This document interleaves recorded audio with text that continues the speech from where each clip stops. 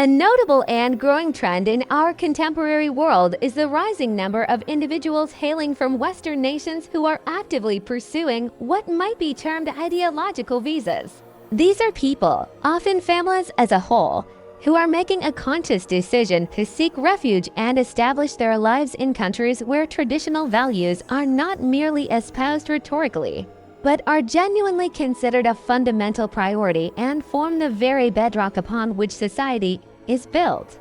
Among these individuals who have made such a resolute commitment to relocate is the family of Andrew and Beth Thompson.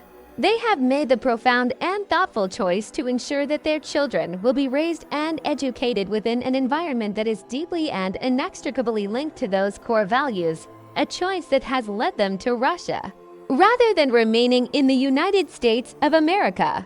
Today, their family, which is steadily growing, has firmly established itself in the vibrant city of Moscow.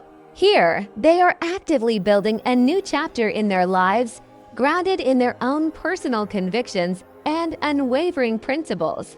Russian culture presents itself to me as something completely extraordinary and utterly unique, shared Andrew, the American father, as he meticulously searched for the words that would most accurately convey the sense of wonder and captivation he experienced when first encountering the distant and enigmatic nation of Russia. Andrew Thompson is currently 31 years of age, while his devoted and supportive wife, Beth, is 29. Both Andrew and Beth are, in many ways, representative of the typical American upbringing, having been born and raised within the borders of the United States. In the autumn of 2024, they made a definitive and life-altering decision.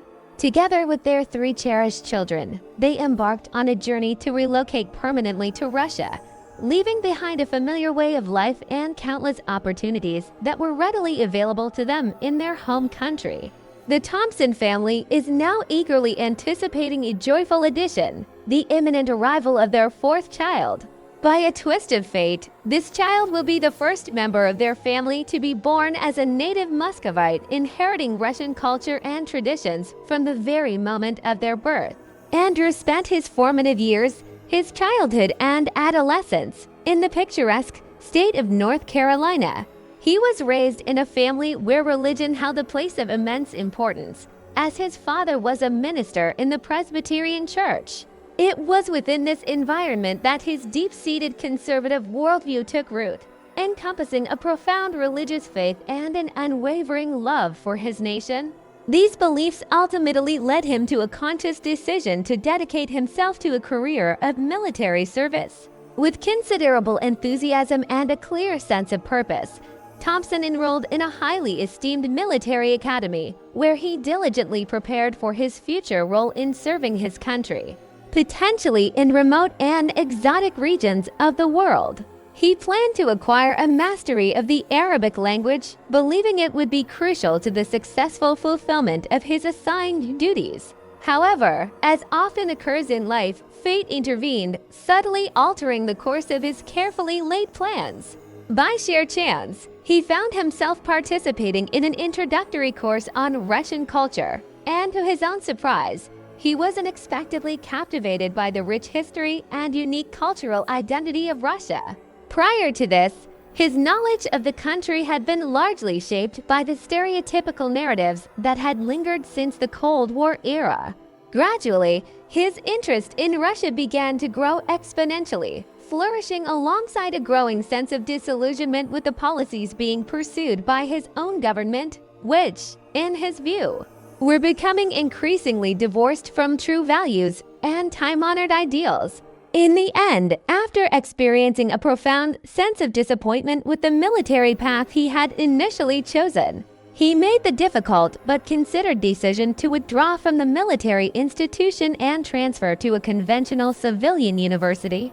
There, he continued his in-depth study of Russian culture, language, and literature with an even greater degree of passion and dedication.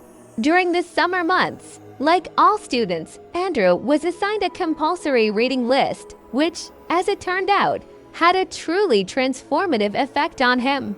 It profoundly altered his perspective on life and the world in general, even though his initial reaction to the reading material had been somewhat detached and lacking in enthusiasm. I diligently read the famous novel A Hero of Our Time, but to be honest, I was unable to fully grasp its inherent value or to comprehend the author's intended message. To me, the story seemed merely to be a recounting of the experiences of an unpleasant, even repulsive, character. At that point, I thought that Russian culture, as a whole, seemed rather strange and incomprehensible. However, I resolved not to give up and continued my exploration of Russian literature, taking on the challenge of reading the world-renowned novel Crime and Punishment. The first part of the work proved to be quite difficult and demanded a considerable amount of effort on my part. But when I finally reached the last pages and finished reading, I experienced a genuine revelation and understood that I had simply fallen in love with the genius of Dostoevsky. He confessed with a sincere smile. Beth, in contrast to her husband, was not born in America, but rather in the picturesque city of Odessa, located on the shores of the Black Sea. Her parents, both of whom were American educators by profession, had come to the Black Sea region for work, focusing on the education of children of foreign specialists who were employed in the area, preparing them for a successful return to the United States. Despite the fact that Beth had lived in a Russian-speaking environment from early childhood, she unfortunately speaks Russian with a degree of hesitancy, primarily because she primarily used English both within her family and when interacting with her friends. Andrew and Beth first encountered each other back in 2015 at a summer language camp held in Ukraine. He was there as an English teacher, catering to those who wanted to learn the language, while she served as a volunteer, assisting in the organization and execution of various events and activities. 2 years later, while both were residing in the United States, Andrew mustered the courage to propose marriage to Beth. They soon celebrated a beautiful wedding in North Carolina and lived in America for a time, including a period in the bustling metropolis of New York City. In 2020, they jointly decided to spend several months in Moscow. During this time, Andrew attended intensive Russian language courses to further refine his linguistic skills, while Beth taught English to anyone who was eager to learn. The couple was genuinely captivated by the Russian capital, noting its unparalleled beauty, its wealth of history, and the overall high standard of living it offered. This valuable experience undeniably played a significant role in their ultimate decision to relocate permanently to Russia. However, it is important to note that the primary and defining reason for their decision stemmed from their deeply held life principles and convictions, which they were determined to instill in their children. Having been raised in deeply religious families, Andrew and Beth were simply unwilling to allow their beloved children to be raised and educated in a country where traditional family values are under constant and intensifying pressure, and where moral compasses are being blurred and replaced with false ideals. Unfortunately, in all American schools without exception, there is currently an active and purposeful campaign aimed at undermining the traditional family unit as such. LGBT asterisk ideas, which are alien to us, are being disseminated everywhere, and persistent attempts are being made to deny universally recognized historical truths, which we find completely unacceptable.